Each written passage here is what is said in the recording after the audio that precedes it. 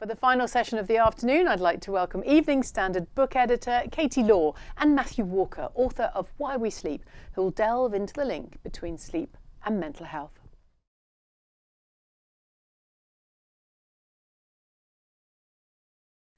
Thank you, Kate. And I'm here today with Matthew Walker. My name's Katie Law, and I'm the books editor of the Evening Standard. And I had the pleasure of meeting and interviewing Matthew 3 years ago. He is the professor of neuroscience and psychology at the University of California in Berkeley, and he spends most of his time researching sleep patterns, why we sleep, and what happens to us when we don't sleep. And for this series, we're going to talk about the very, very clear and important links between mental health and sleep. So Matthew, over to you. Can you tell us about the latest research about these two important subjects? Yeah, well, it's lovely to be back speaking with you again. And thanks for highlighting this topic, because I think it's so front of mind for many people right now during the pandemic. Particularly in the relationship between sleep and our emotional health. Firstly, what we know is that over the past 20 years, we have not been able to discover a single psychiatric condition in which sleep is normal. And that by itself told us something profound. There is a very intimate association between your sleep health and your mental health. If that's the case, then exactly what is sleep doing? And what we firstly discovered is that there is one stage of sleep called rapid eye movement sleep, what we also think of as dream sleep. And REM sleep seems to provide a form of overnight therapy. Dream sleep is emotional first aid. And it's during dream sleep that the brain will take the difficult, painful experiences, sometimes even traumatic, that we've had during the day, and it will act almost like a nocturnal soothing balm.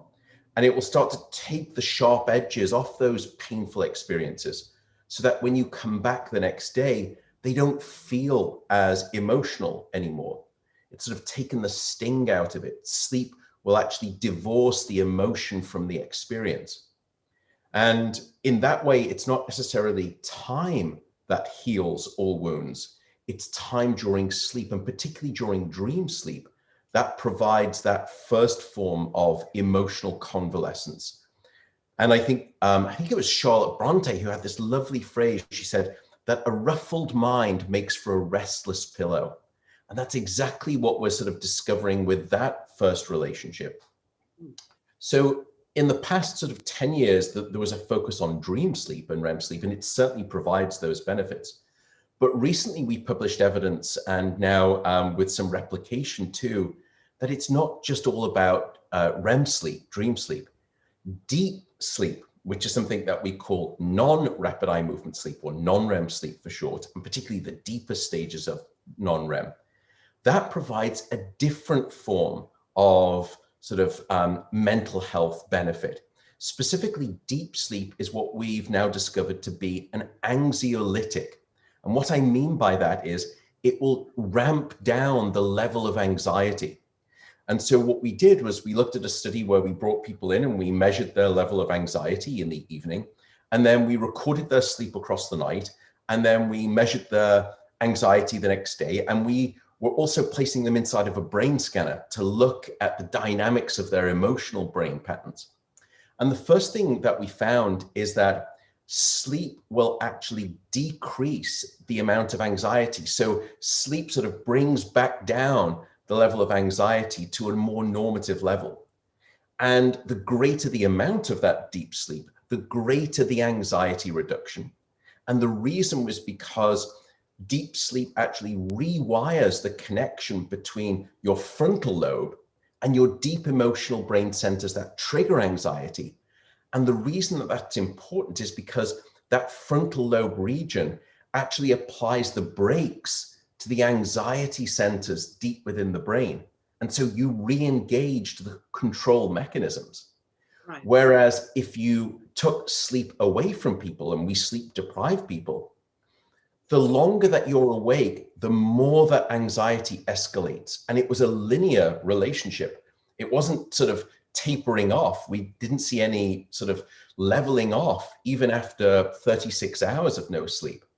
And in fact, what was striking was that all of these people started off completely healthy, no anxiety disorders. They were in a normative anxiety range.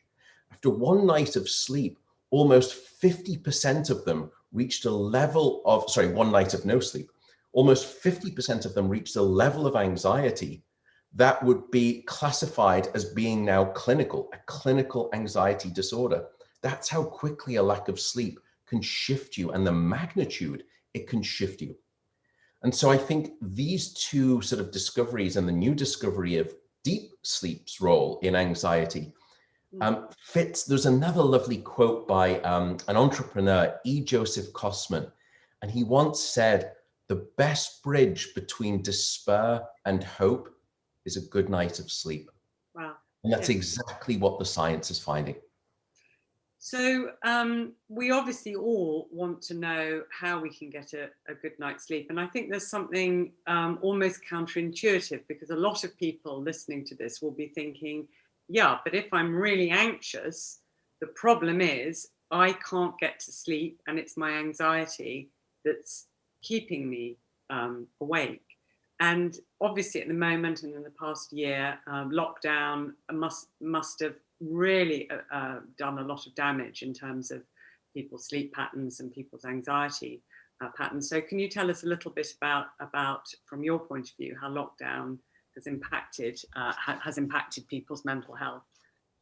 Yeah, we've now got a collection of studies that have described exactly what has happened in terms of our sleep. And sleep has really changed in 4 specific ways.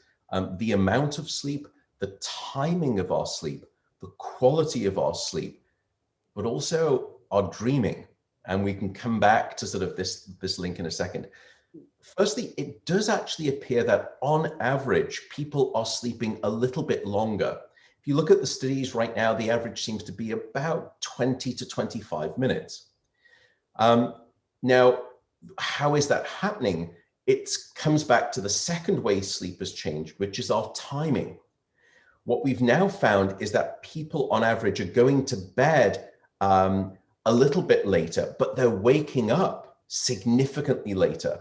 And so the way that on average, they're elongating that sleep is that, yes, they're going to bed a little bit later, but they're waking up significantly later and adding some more sleep.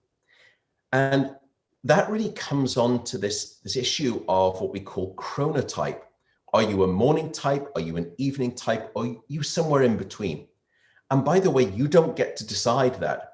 It is genetically, for the most part, hard-coded at birth. It's not your choice. It's not your fault if you're a night owl. And I think what COVID has taught us is revenge of the night owls. That finally, because people don't have to commute in the morning, maybe they don't have to get the kids up to school in the morning.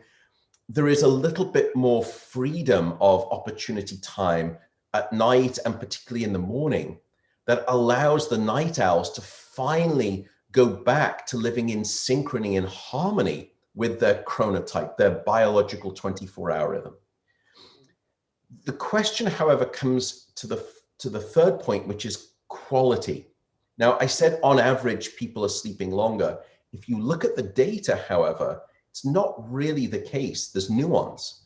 Some people, yes, are sleeping longer, but there's another cluster of people for whom sleep has become shorter. Right. And I suspect, as well we all know, some people have lost their jobs. Some people don't know if they will keep their jobs. Other people have had concerns just about their anxiety with the pandemic. So little wonder that sleep has been impacted in exactly the ways that we described because of mental health, to shorten sleep, but then the quality of sleep that people are reporting. So it's one thing to have quantity change. It's another thing to have quality change. Quality on average has gone down, that people are reporting subjectively. The last part of this is dreaming. Yes. People have reported that people are dreaming more, and also dreaming about the pandemic. Yes. Why is this? Why is this happening? I think it's for three specific reasons.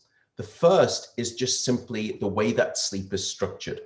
When we go to sleep at night, we go through 90-minute cycles, and we have non-REM sleep and we have REM sleep, and then we repeat that cycle. However, the ratio of non-REM to REM within those 90-minute cycles changes across the night. What I mean is that in the first half of the night, we get the majority of our deep non-REM sleep. Yet as we push through to the second half of the night, we get more and more REM sleep, dream sleep.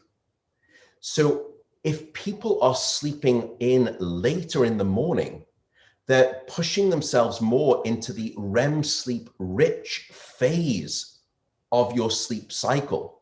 And therefore, no wonder that people are reporting dreaming more, because they're just getting more dream sleep. That's the first thing. Yeah. But I don't think that explains why people would be dreaming of COVID specifically. And I think that comes back to just what we were saying to begin with. If there is a red thread that runs through our waking life into our dreaming life, like a constant narrative, it is our emotional concerns. That's what we've learned from the literature and the studies that we've been doing. And so I don't think it's any surprise that when we have these sort of emotional triggers caused by the pandemic, and we're all struggling to figure out, what does this mean? How can I fit this into my mental lexicon and make sense of what has profoundly changed this civilization right now? No wonder you have to give to the dreaming brain this bounty of an emotional challenge and say, please, can you help me understand and decompose and take apart this emotional experience? It's REM sleep therapy that's trying to help us understand the pandemic. So those are the four different ways that, based on the data at least so far, the pandemic has changed our sleep. That's fascinating, because actually what you're saying is that there are a few quite positive things. And it's true, you know, this idea that you could actually be a little bit more flexible in terms of sleeping in longer. But I think really a big part of the conversation is what we can do, what your absolute top tips, and one just wants to hear them again and again and again. What your top tips are for anyone listening to this. You know, they're not sleeping well, they may have trouble getting to sleep in the first instance, or waking up in the middle of the night, or, you know, disturbances. And if we can just go through in a very practical way what your top tips are for getting not just one good night's sleep, but establishing really healthy sleeping patterns, that would be brilliant, I think. Yeah, of course. And I'll sort of end this with a very large caveat that I think is really important too. But there are probably 5 things that people can do to try to help their sleep or optimize their sleep. The first is timing and regularity. Go to bed at the same time and wake up at the same time, no matter whether it's the weekday or the weekend. And by the way, I think, you know, when you sort of hear sort of experts say, you know, these are the 5 top tips or 5 rules for exercise, honestly, Katie, I don't think people respond to rules. They respond to reasons, not rules.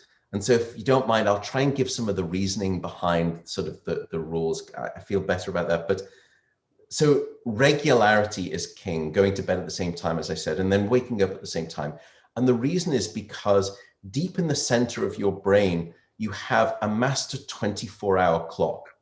It's called your circadian rhythm clock.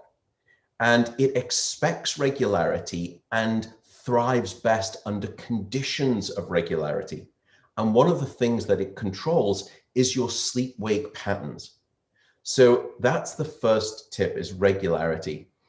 By the way, even if you've had a bad night of sleep, don't change anything. The best advice if you've had a bad night of sleep is really do nothing.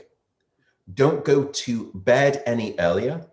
Don't take a nap during the day, and don't wake up any later the following day. Just stay the course, and that's the best advice.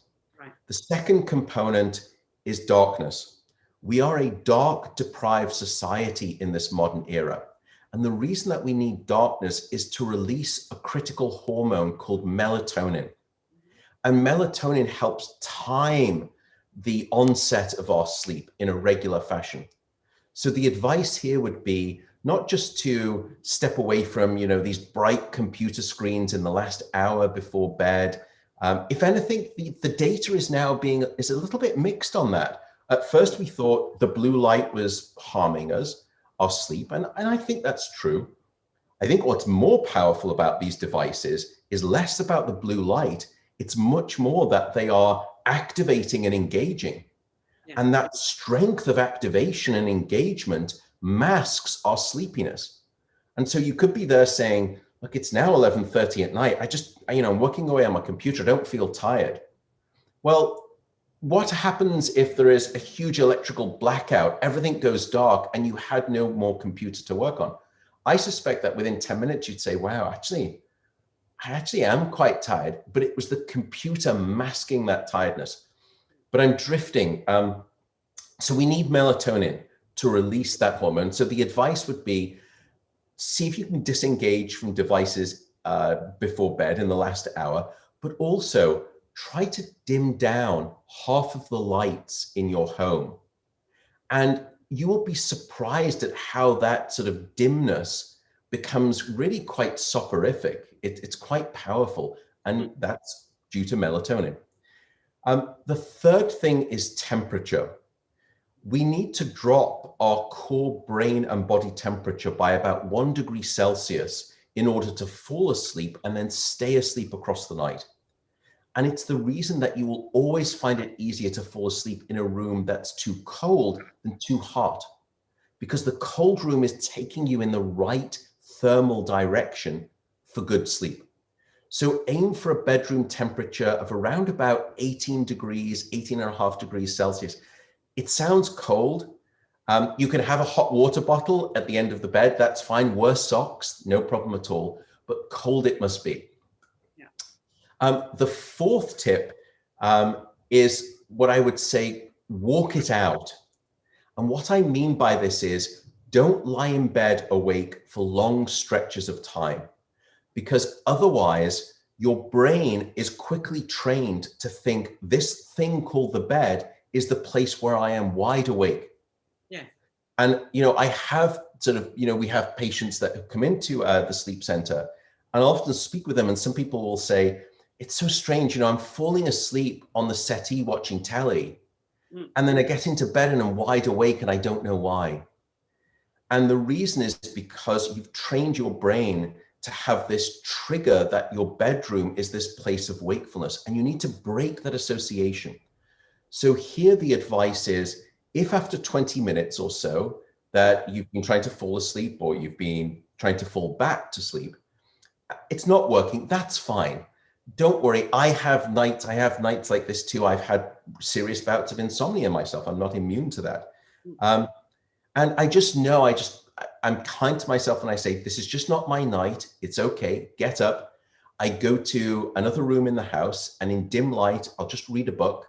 I won't eat, I won't get on my computer, I won't check email.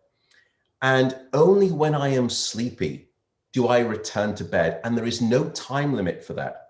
Right. And that way, gradually, I start to retrain my brain that this bed is the place where I'm always asleep.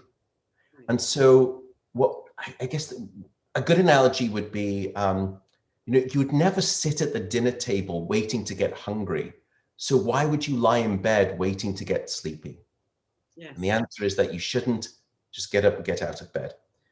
The fifth point makes me very, based on my personality, I'm a desperately unpopular person to begin with, but this one makes me even more unpopular.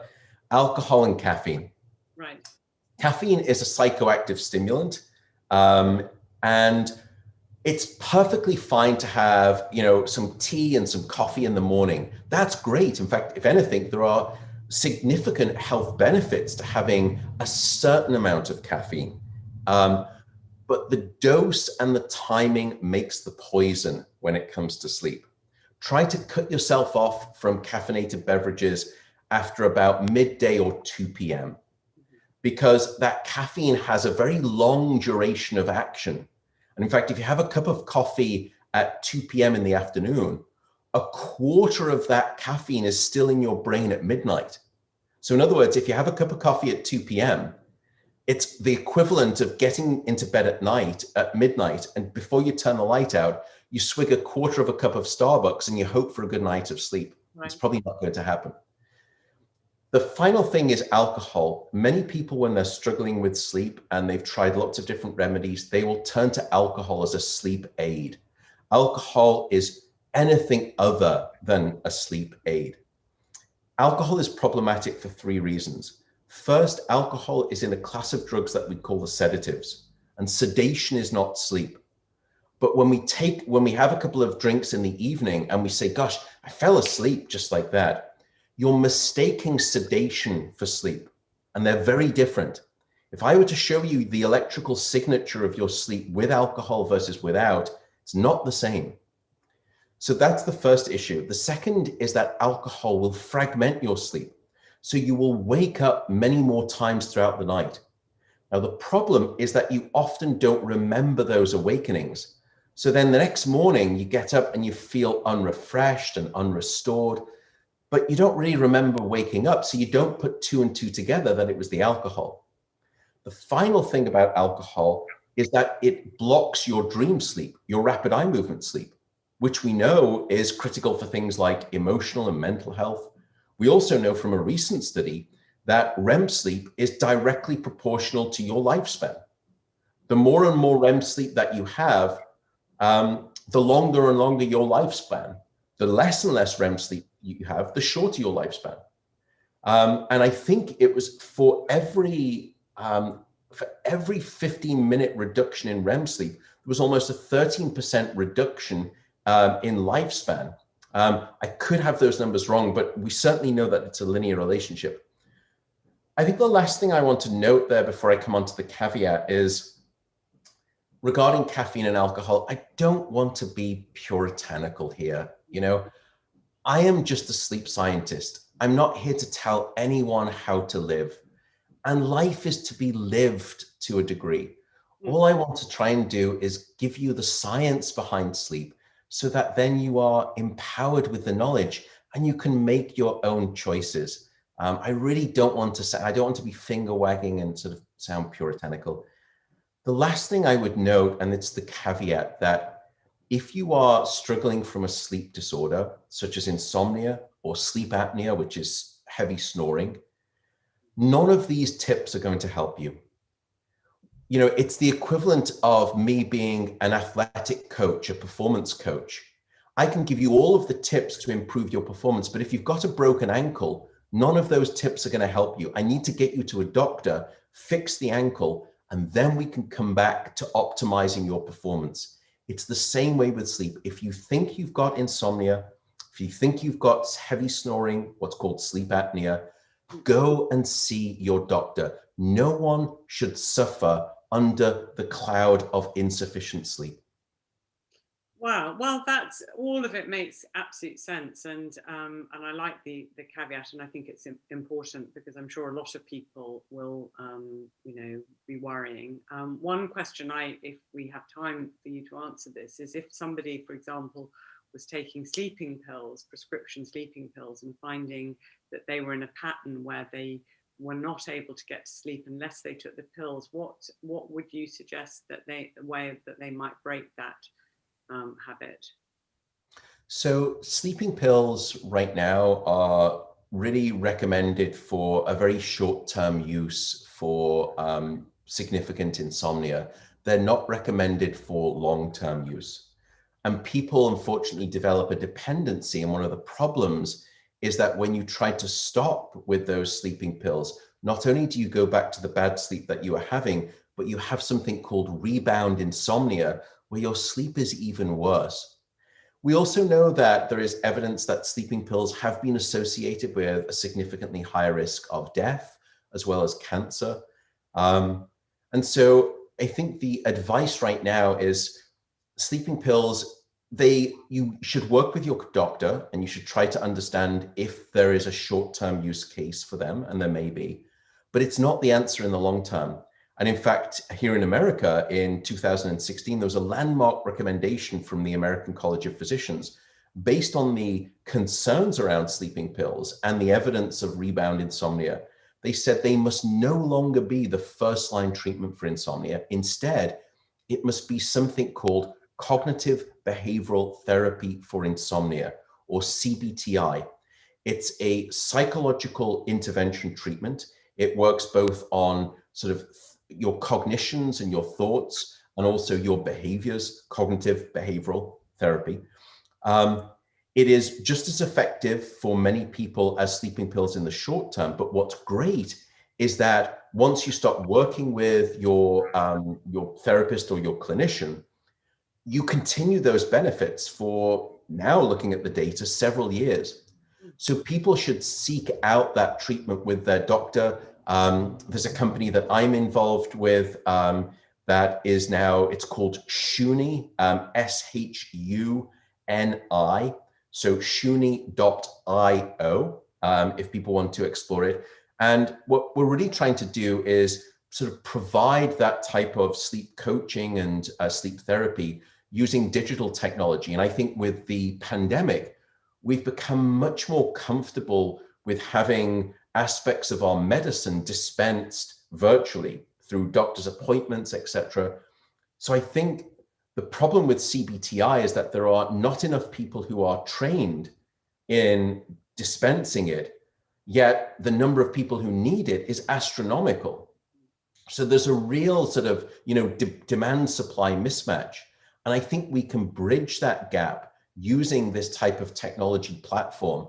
And that's what we're really trying to do. And there's others out there too as well that people can explore. But please, if you have insomnia, do explore CBTI. It's definitely the first line recommendation right now. That's a fantastic tip. Thank you. And it's been such a pleasure to talk to you.